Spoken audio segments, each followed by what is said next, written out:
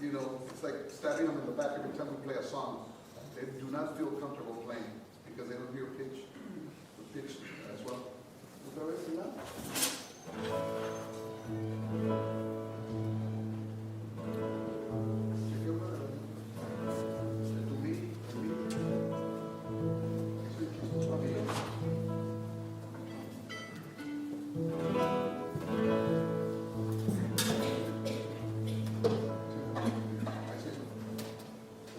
So, pitch, you know, tuning up. I know you guys, your teachers are right on that, but let me tell you, you could never be, you should never be satisfied about where you're at with pitch. Always try to get better at pitch. Because when you get to a certain level, sometimes you're thrown in with people that are very much in tune, and the last thing that they want is somebody to be in their section that plays out of tune because he'll throw everybody out. Yeah? Or you'll develop bad habits with somebody that doesn't want to play at a level that you're playing. So, you know, we try to take care a lot, you know, when it comes to that. Vamos a ir a, por ejemplo, ahorita que estamos en la, y tocamos en Viejo San Juan, la introducción.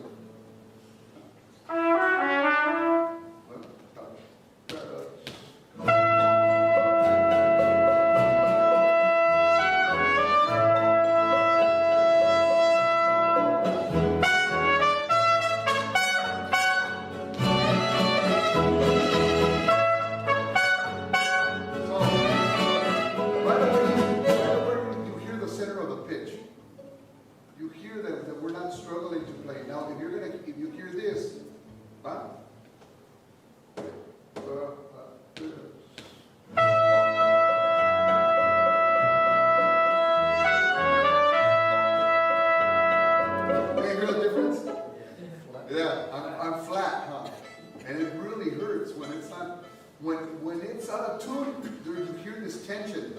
When it's in tune, you hear this openness to the key. So what I'm saying is very elementary, you know, but it's the basis of everything. So if you don't have that foundation, that's why I don't know how much I stress upon you guys playing scales, practicing your scales, practicing them, especially violinists, right? It's like super boring, but man, how many hours of scales have you done before in etudes? Studying. Well, I don't do it now, but it's a little kid a lot. Because, yeah, seriously, I told those of you in the classes that people that we're working with, it's very important because you have to know intervals, space between the notes. You have to know what it sounds like and what it feels like. It's for your ear. It's also so when you go up here, like I told you kids, you're not searching for notes. You know automatically when you see a passage, okay, there's 2 or 3 ways I can do this that are technically by the book and the correct way of doing the violin. And plus, this too is for hearing too, because if you don't do scales, if you ever practice scales where you know how to do a 3-octave scale, that means you haven't really worked on centering your pitch that much. So that's going to translate over to the violin. So when you want to tune, like I told some of you kids, too, you get your A, but if you haven't done that stuff, sometimes you might not have worked on hearing that pitch, and that's a constant, it's an ongoing thing. It's always happening. We always have to pay attention to it when we're up on stage. We ask each other, hey, am I okay? Or, oh, you're a little sharp or a little flat. Because we want to get better. You know, we're very open-minded about this stuff. Oh, it's a little flat. Okay, let's make an adjustment. Because obviously, like right now, you can say, you're not really paying attention. It's like, oh, it sounds nice, but the top trumpet's a little flat. You can hear that, and it should bug you a little bit. It's like I told some of the kids.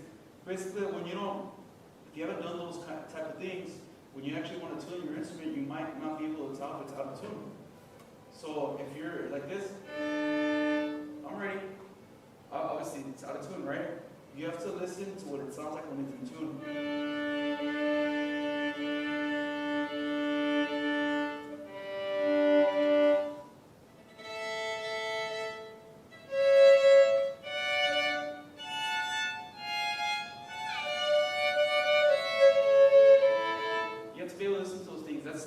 That's the annoying part of the music because you always have to be paying attention. Since the human factor comes into it, we all make mistakes, you know, where there's not one show where we play everything perfectly correct, perfectly in tune.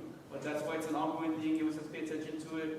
And when you do pay attention to it, give it a lot of detail, then you'll be more successful compared to someone that doesn't. And in mariachi, the mariachi is that you're not sitting there like being in an orchestra. You're sitting there, it's about you playing, together with everyone, and you're concentrating on that. You don't have to worry about people looking at you smile. You don't have to worry about you singing. In mariachi, you have to do all that stuff. Or you could play a song like Ella, Volver, Volver, where the people get all into the song, and they're not really paying attention if you're playing in tune or not. So you can get away with playing out of tune. 90% of groups get away with that. But it's a personal thing. It's a personal, you guys, how much do you respect yourself as a musician to say, you know what, I know that the people are having a great time and they're going to applaud anyways. I could just coast around and not worry about pitch. Well, that's not having respect for music, first of all, and not having respect for your compañeros. Because when you are always constant trying to be in tune, you draw everybody towards you because they want to go, well, this guy's a good guy for me. He's in tune, and I could learn a lot from that person. But when you have 10, 12, 13 guys on the same page, like Eric said, it's not a perfect thing. The instruments are constantly moving. Sometimes with guitarron, you're in tune, in 440, you're in tune, and then you press on an E flat, and with the pressure, of the position, it goes up to 443. It's the nature of the instrument. Same thing happens with the vihuela. Once you start playing A flat and E flat, because of the pressure that you put in the strings, it goes up to 443. And many a times, does Eric or the guy say, "Are you playing sharp?" I go, "Yeah, but the rhythm section is sort of driving us that way sometimes, because they're the ones who are driving the pitch for the whole group, basically." But for me, when I'm playing, I'm constantly listening to the first violins, constantly to try to make sure that I'm locking in with it. I don't want you guys to think that, just because you see us play yesterday, that we're just having fun playing notes. Believe me, all the things that I'm talking about, that's what's going through our heads when we're playing. Plus trying to play the music nice, plus trying to, phrase together. You get very meticulous when it comes to stuff like that. Now when we play the real traditional things like sones, it's a whole different ball of wax, because sones is not just about playing the notes. Like if we play, okay, todo bien.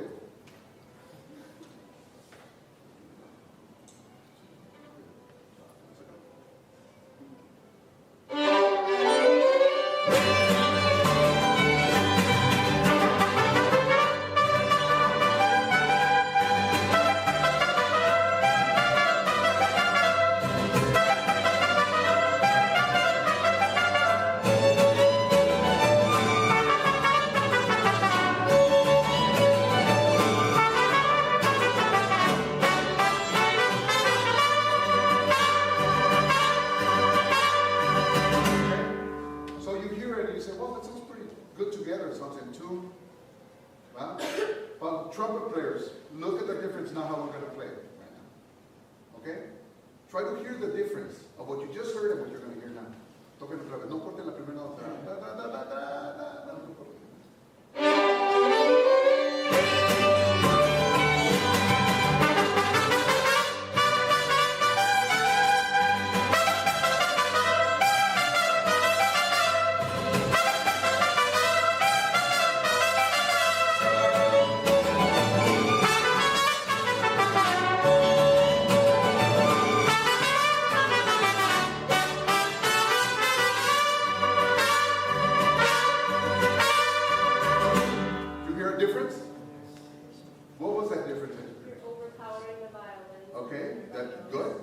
We're playing more aggressively.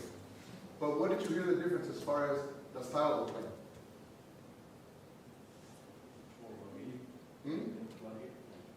You could call it like more rustic. But in the world of classical music, your comments are actually, they make a lot of musical sense. Because you could say it's more rugged, or it's overpowering the violins. But when it comes to mariachi music, it's more tasteful. You understand what I mean? You know why? Because I'm really locking in with it rhythmically.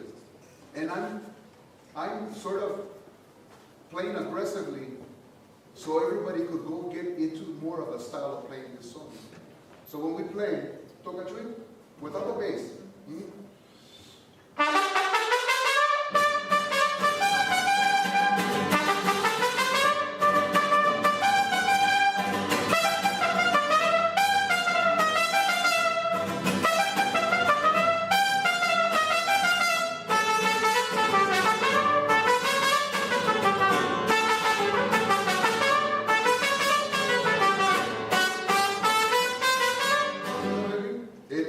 We're interpreting the song.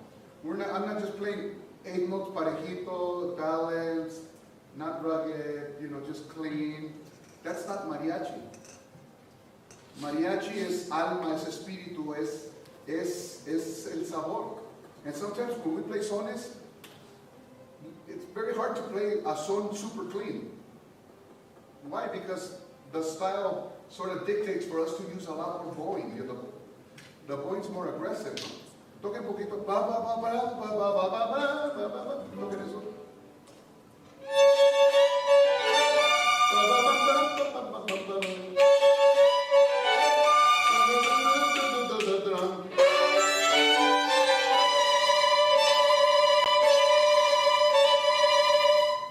¿Verdad?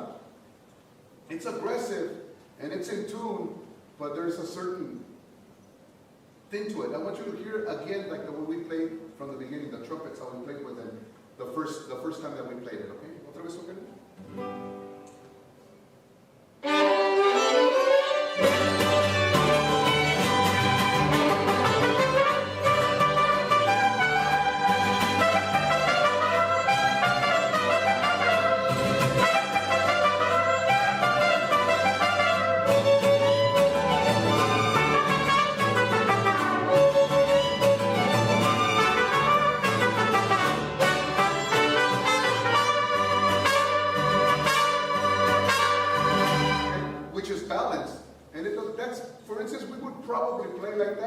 If we're playing a cappella in a restaurant without any sound system, we would have to balance ourselves so you could hear everything. But when we're playing on stage, when they're mic'd, everybody else is mic'd, and now they're sort of at the same level as the trumpets, how we play and how we interpret is with even more accent so we could bring everybody together with us. No? Otra vez.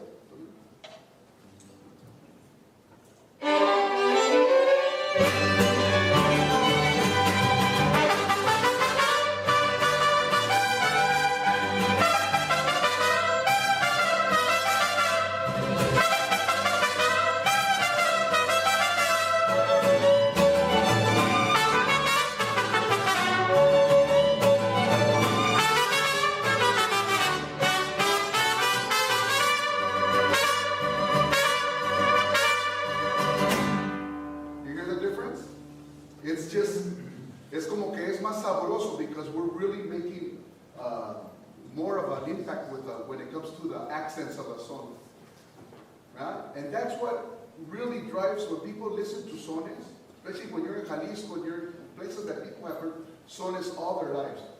When they hear mariachi playing with the accents, the correct accents, they love it. But when they hear you playing with the incorrect accents, they say, es un mariachi de allá. Del otro lado son. Yeah? Would you like them saying that? You don't want them saying, es un mariachi de allá. You want them saying, oye, que sabroso tocan los sones. So I'm trying to, I want you guys to realize and to try to picture the difference between the two interpretations that we're doing. The violins are basically playing the same. Chuy is probably playing the same too. Now, Chuy, his volume sort of changes sometimes because he goes with the sway of my trumpet playing. When I play y le meto más el jícamo, so it drives him to interpret also different, and we sort of feed off of each other. And I feed off of the violins too. When I'm hearing that they're playing together and they're playing the accents like really, really, really good, se oye muy bien. Se oye muy bien. Mira, pásame un violín. Pásame. Let me read it.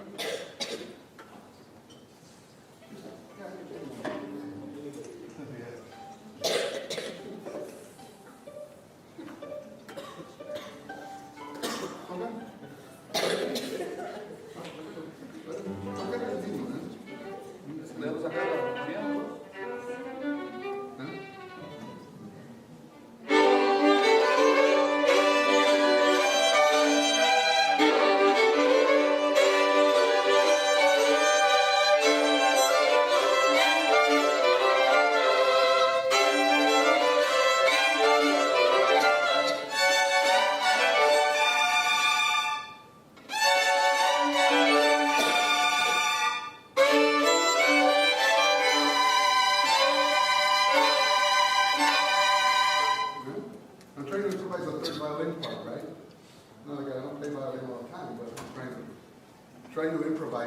that, no?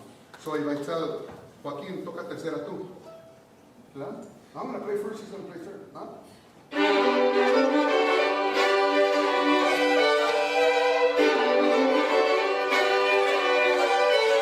¿Entiendes? Toca primera tú, toca segunda tú, o toca tercera tú. Tú tocas primera. ¿Eh? ¿Eh?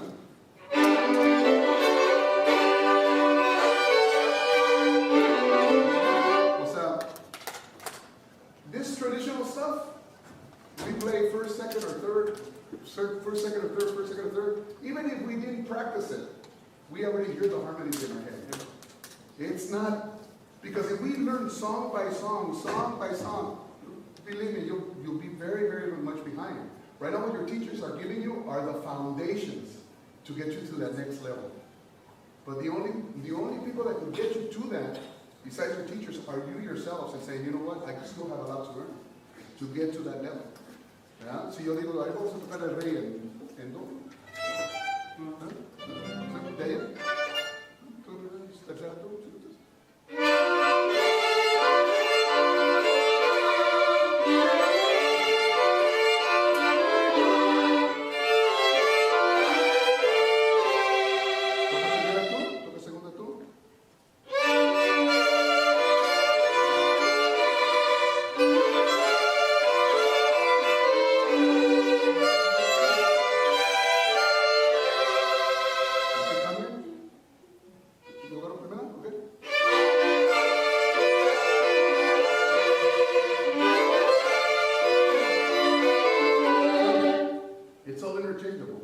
You know, so a lot of people that do write me say, why, what do I have to do to audition with Sol?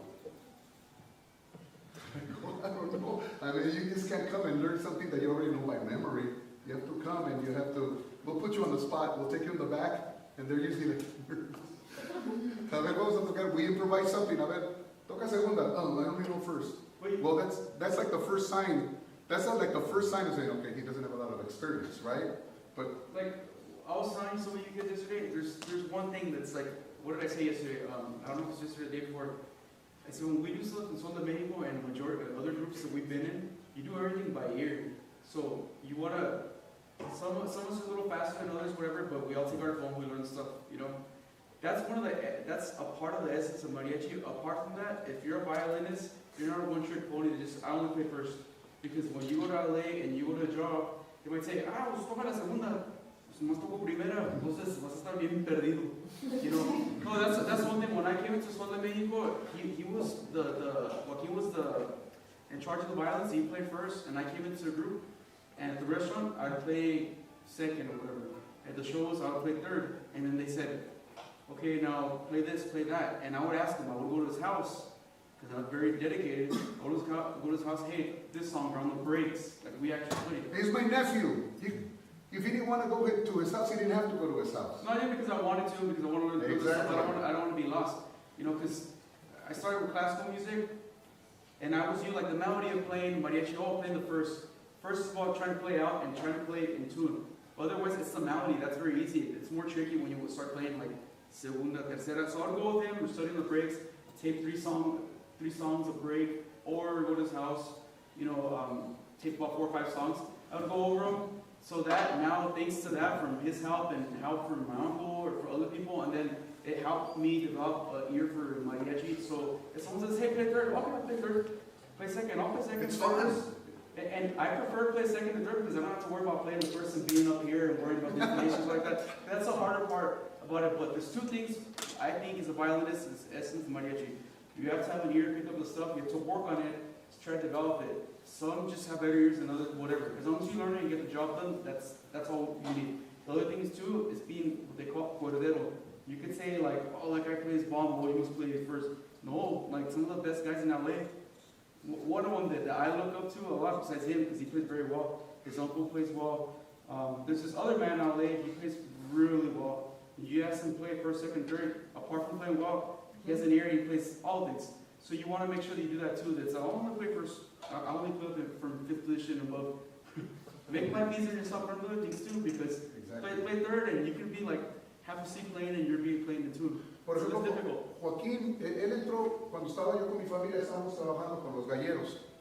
Él entró, ¿cuántos? Estaba bien chiquito ahí.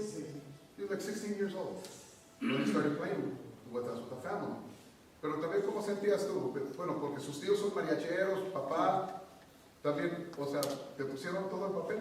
No. Y no, era todo. Todo de oído por oído. Sí. Grabando, haciendo grabaciones y todo eso. And what's really great is when we do, like, I think of the Nationals, I don't know if I had some of your kids last year, but in the Nationals, I know that I was teaching a master's class, and the kids went in there and they were like, and they thought I was going to give them music. I go, no music. I go, no, it's going to be all by ear. By ear? I go, yeah. I go, you have to learn 5 songs in 2 days for the singers that are competing. But what arrangements are there? I go, well, I'm going to make the arrangements right here in front of you guys, and I'm going to tell you your parts. Like what we do sometimes. That's how I told you kids. That's how he did it in La Huasteca. He changed it a lot before he actually on that CD, it wasn't even supposed to come out in the CD, but he took it out and he would tinker with it, and then people liked it, so we're going to record it. And actually we recorded it kind of fast too, because it's very difficult to play. We don't play it that much, so you have to work on it. It's difficult. But that's a good example. Like that was by ear, so your ears kind of, we try to develop on it, and if it's, you don't capture things as fast, that's okay. Just take your phone and record it, because we don't want to get up on stage and my parts. I'm very direct. I don't like that. We don't like it. We get up on stage, we know our parts. That we mess it up is another thing, because we're stupid. But we know our parts. But I think when we do the masters, it's like I'm not only teaching them the notes, I'm sort of singing them their parts. So not only are they learning their notes, they're learning the way to phrase the notes. They're learning how to interpret the notes. And everything like rolled up in one. I think it's kind of like a minor form of dictation, right? That's Yeah, dictation like in theory. When you sit and you have to try to see what when notes are. when you see it written down, you're just like trying to read it, and you're just focusing, you know. Like I asked Jesus Rodríguez de Carmen, digo, oye, don Jesús, ¿por qué en los 50 los discos del Mariachi Vargas se oye el mariachi pero bien? Para mí, se oye bien sabroso, se oye bien bonito, pues. Y dice, ¿sabes por qué? Le digo, ¿por qué? Porque no leíamos música. Because we did everything by ear, and it was all feel. He goes, when we started learning how to read music, he goes, we started letting go of a lot of the stuff of the essence. He goes, it wasn't until after when we started trying to balance both things. And you guys, that's your job, to learn how to read music and to balance the style of playing mariachi music. Be able to come and share our life experiences, our experiences in mariachi music with all of you. And, we get a great sense of pride, we say with a greatness of pride, because, we see the love that you have for the music, and you guys are carrying on a tradition and a culture that represents, all of Mexico, your parents, your grandparents, just everyone. You guys are doing a great job, and I want you to give a nice round of applause to all your teachers here.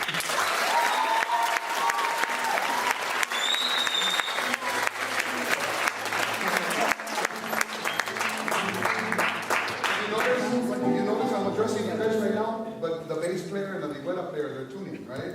Normally, in an orchestra setting, you say, okay, I'm talking, everybody keep quiet. But with us in mariachi, sometimes they do have to tune in. It's cool, it's fine, right? But if they get too loud, then I'll probably turn around and say, hey, you're too loud. But that's fine. They're tuning up because they know if they're in tune, it helps us a lot more, especially violins. We're hearing men that are in tune. Sol mayor.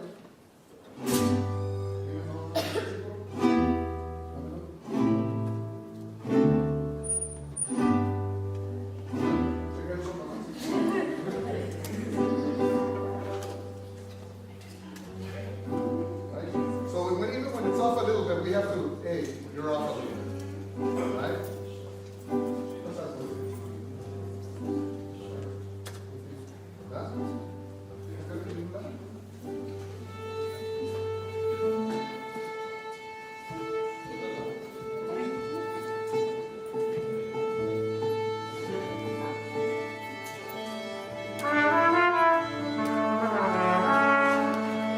Now, mind you, the violins that we have right now is usually, he plays second violin usually, he plays second or third, he plays third usually. But when we play traditional music, I usually expect all of them to play all 3 parts. I mean, that's like, not even, that's a given. That's like, Anybody ever comes to audition for me? You know, they don't come with music that they memorize, or I'm going to play this such and such a tune, and I'm going to play, you know, something classic. No, it's usually, a ver, toca el rey, you know, and they start playing it and go, and I go, tócalo la, a ver, tócalo el cielo, no, que play the second violin, tócalo la tercera. I don't even know first. Well, that's, once they answer that, then I know that it's sort of going downhill from there, you know. So it's just, I'm trying to tell you that it's very, very important that when you get to a certain level that you're able to adjust and to be able to hear and improvise, you know, all the parts. And I'm talking about sones, and I'm talking about polkas, talking about canciones rancheras, talking about boleros, right? No, there's many, many ways. Sometimes I'll go like this to the guys, and they know that they're going to play in unison because I'm just doing one. If I go like this, they know it's two-part harmony. If I go like this, they know it's three-part. If I go like this, it's probably in octaves. Octaves, right? Not even unison, but in octaves, right? So we all have sort of our own way of communicating with each other. You know? And what I want to do is ask them to play, por ejemplo, toquen el son de la negra, nomás a capela, así, los tres violines. ¿Ah? ¿Sí?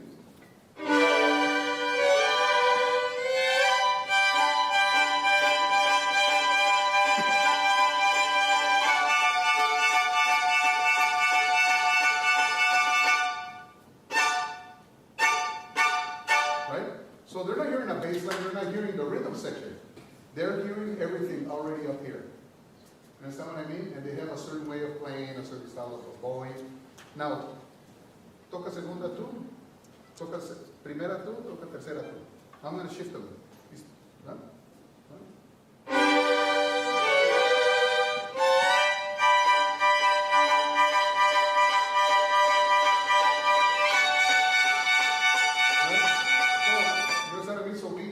And we sort of change. O toquen el rey, no. ¿Era primero? ¿Regresa?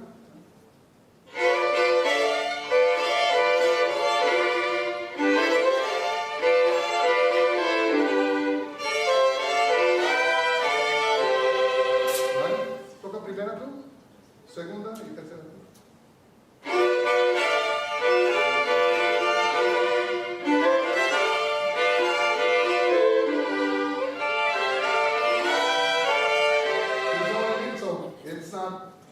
When we're playing this kind of music, you know, the real traditional music, I expect them to play all the three parts. Because it's really simple. If you push yourself to listen to harmony, you'll learn. This is the mariachi. You learn. How did you learn, Robert? Tell them what you were telling me yesterday about your dad. I started playing at bars when I was 8 years old. Talón. Not that you guys have to play bars. Chambas. Just memorizing whatever. And what did your dad used to have you guys like learn a song and then? We had to learn. He would teach us a new song, un corrido, una ranchera, y una cantada también. And then we had to go play it for my mom. Right? So it was his dad's way of passing that music on to his kids, right? And every family is totally different. Like, I don't ever remember my dad sitting down with me. Mira, hijo, así es el rey. Or my older brother said, yeah, you're going to have to slur here. Or you have to do this. I don't ever remember ever hearing any of my older brothers that are all mariachis telling me how to play mariachi. And I was learning it without even knowing I was learning it because I was hearing it every day, right? In that style, the way that they were expressing the music. So with me, you know, it was like, you know, you have baby food, you eat baby food, you give, you know, the kids their food. Well, my musical food was hearing mariachis. That's all I learned, you know, until I discovered, you know, the Jackson family and Diana Ross, you know, all the Motown hits when I was 10, 11 years old. But it was all mariachi basically, right? So I already, the whole phrasing and articulations, I already knew them. By the time I was 15 and I was playing professionally, I already knew how to play sones. What I didn't know were a whole bunch of songs, right? So it was a matter of me keeping up with the guys, because their way of teaching me was by getting mad at me. They didn't say, no, Jose, así no, Jose. Mira, la segunda esa. No. Volteaban. no seas pendejo. Me decían con tanto cariño, ¿verdad? That was their way of teaching me. And my dad, and I would tell my dad, oye, ¿por qué me tiene que decir así tan gacho, no? ¿Por qué no me dice, mira, las notas son así? And my dad would go tell my older brothers, explíquenme cómo es, para que aprenda. No, es que así aprendimos nosotros. So that was their way of teaching me. Okay, my older brothers are never going to get it, right? So I had to learn by feeling pressure every day when I went to work. So I would start writing my introductions because I wanted to make sure, well, I want to play every song, so I'm going to write the introduction for every song. At least they're going to hear me play, right? So 10 songs, 15 songs, 20 songs, 25 songs, right? And just hearing the harmonies. But it was sometimes it was embarrassing, right? Because some people would hear. Sometimes the clients would hear, and I'm like, uy, a veces lloraba de coraje, pero no mis hermanos mayores no podía decir nada. Pero en ellos, por ejemplo, bueno, el papá de Felipe también, él tocaba conmigo, y él es un músico muy capaz, está en Mariachi. ¿Pero cómo te enseñaron a ti? Igual. ¿Así tan bonito te decían? No me maltrataba, pero sí, yo viendo videos, escuchando música, trataba de aprender, pero nunca me dijo, hijo, ahí la llevas, me decía, nunca vas a aprender a tocar. Y yo, con el mismo orgullo, yo decía, no, sí, voy a aprender, sí voy a aprender.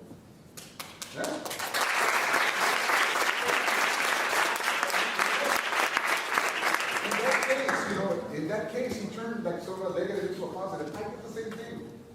I didn't like the idea of my brothers telling me, a ver cuándo aprendes, a ver cuándo esto, y a ver cuándo eso. And I would tell Chuy,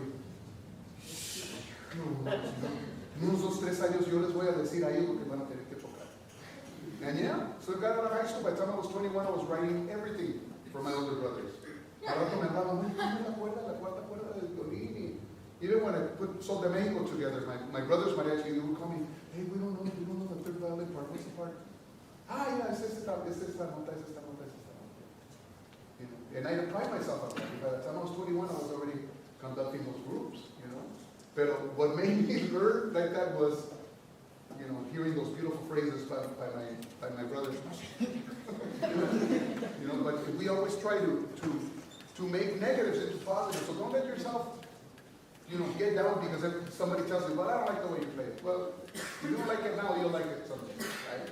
I'm just going to get better and better. So when we play, we look at something okay? Él lo toca primero, ¿no?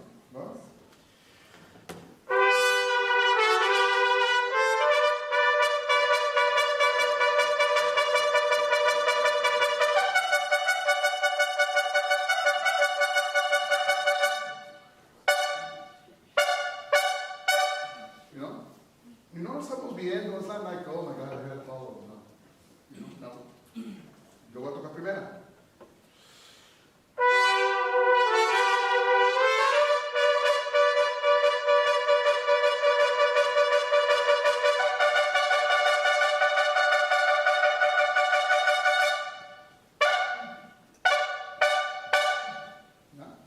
Tenemos que estar conectados de una manera u otra acá, mentalmente, oyendo, musicalmente. It's like putting everything under a magnifying glass. Making every detail like huge, where you get to the point where you already know how that person is going to play, how they're going to interpret. And yeah, a veces, yo les digo, cuando estoy tocando yo, nomás paren. Ellos siempre me tienen que estar escuchando porque a lo mejor nunca toco las cosas idénticamente lo mismo. I never play them the same all the time. I'm sort of a very emotional player. It depends how I feel at that moment, is how I interpret. Yeah? And they sort of know that because sometimes I catch them off guard, right? But he's been playing with me longer, so he sort of reads me a lot, still a lot better than Adrian. But Adrian is getting there already. And Adrian is usually playing first trumpet most of the time, right? Vamos a tocar es algo muy simple, ¿no? Que no suele simple. El tirador. Por ejemplo, el tirador, ¿no? Sí.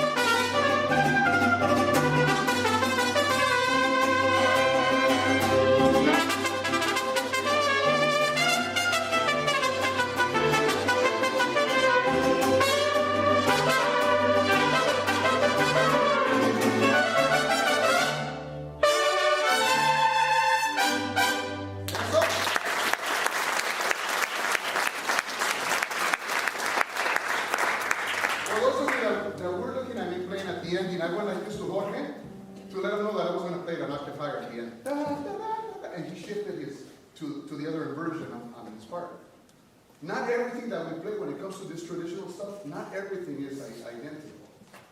And then this, so if I say, muchachos, tóquenle reyendo otra vez conmigo, ¿eh? Pero unísono, ¿eh? ¿Ok? Ustedes la agarran de la otra cuerda, ¿no? No, yo le voy a agarrar de mí. Ustedes de sí.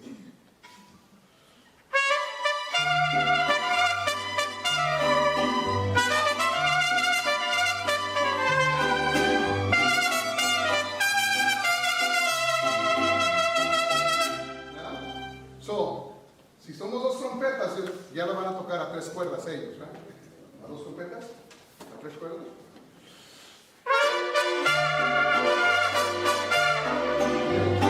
You hear the change of color? Yeah. The change of color? All because we're using different inversions. So depending on the size of the group, is how we're going to invert the parts. Just to let you know that it's not just like, okay, I know this song, and I know this song, and I know this song. These songs are played another way. So if I tell them, hey, ¿sabes qué? Toca el unísono, yo voy a agarrar el sí. Yo voy a tocar el sí.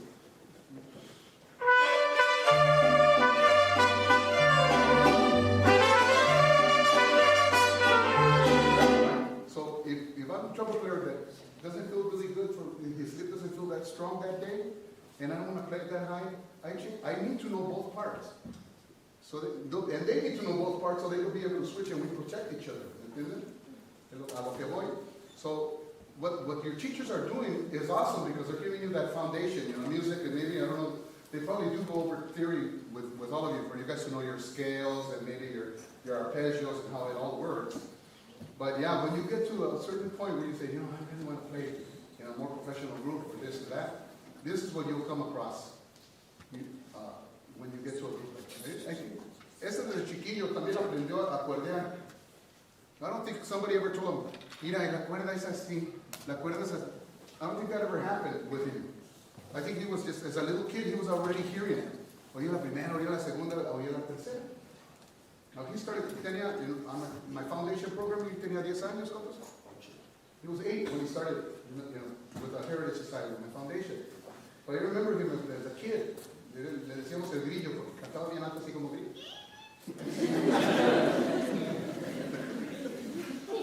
Pero Gustavo, por naturaleza, cuerdea también, él también cuerdea por naturaleza.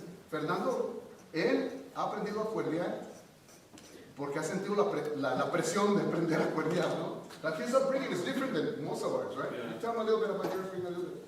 I started in a youth group in Tucson, and well, we probably did what you guys did. The Mariachi Sol guys were the ones that kind of taught us, but we just learned our parts, and everybody kind of just either stuck to the first or the second or the third. So when I left, I mean, not even Clover really switches around that much. When I left finally, then came to LA, that's when I started to learn more of that stuff. I mean, I had an idea, but not like it's done here, you know. Yeah. It is almost like a little culture shock, we say, what? It's like not having to start all over again because you guys can learn a foundation, right? Your instrument is playing. Yo siempre ha tocado bien el violín, Fernando. Pero él es el que ha batallado un poquito más por las cuerdas. ¿Me entiendes? But see, he makes up for it in many other ways. Los coros, he sort of holds that foundation. He's singing third. He's a great solo singer. ¿Me entiendes? Not only he shows up on time, he's clean cut. But he's also a great musician. I mean, he's always in my recordings and stuff like that. He reads music well. So it's a group. It's always a combination of different types of talent. It's not like you're gonna go in a group and say, wow, that guy. Not everybody's like the greatest player in the whole world. It's just that we work together good as a team. And the idea is to work together good as a team. Right? Let's see, si yo toco, vamos a tocar otro, el son de la ausente. El son de la ausente. We're coming in before the rhythm section, so Pika's job and his job is to capture our tempo. We already have to mark our tempo where it is. It can't be all over the place, right?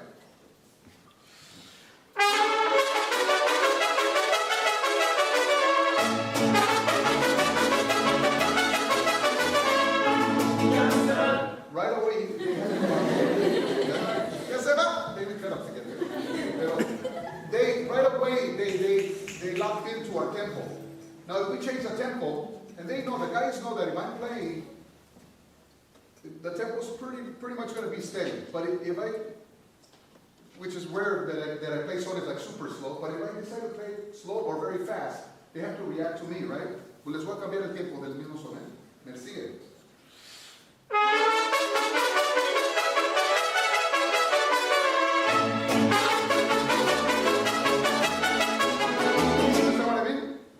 The sensitivity that there is.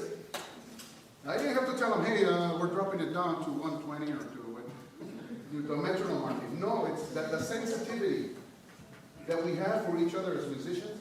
That's something that's really special in this group. We really try to always have that, And I think in a lot of it used to be used a lot in the old groups. We still try to use it a lot together, Even though sometimes, there's not enough discipline in the group where everybody's giving their 110%. Sometimes it doesn't work. Then a guy might get frustrated with another guy because the other guy, he's not, no va a lo que va. So it would be unfair for me to come and play a rey. And another day, come all over there, like all the different ways. Like every day it's got a different Jose's playing trumpet. I have to be consistent so they could trust me. So they can say, well, when he picks up the trumpet, we know that he's going to, le va a echar todas las ganas. I tell them as musicians, as long as you're consistent, that's when you start getting the respect of everybody else because they know they can count on you, on your playing. What